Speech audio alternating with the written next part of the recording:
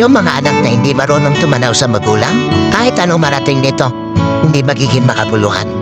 Kahit sinasabi natin na di naman obligasyon ng mga anak ang magulang, yes! Pero ang sabi ng Panginoon, honor your parent. At kasama dun sa pag-honor na yon, yung merong kang kayang gawin para sa kanila, ginagawa mo. Sa mga anak na narito, kahit magkapamilya kayo, huwag niyong titingnan na ang dapat ninyong bigyang focus yung sariling pamilya na lang. Hanggat nabubuhay ang mga magulang ninyo, iparamdam ninyo na kaya ninyo silang i-honor in all aspect ng buhay.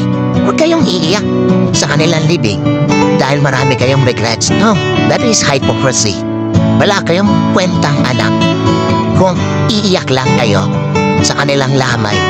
Pero nung nabubuhay, hindi mo ginawa yan dapat mong gawin para sa kanila.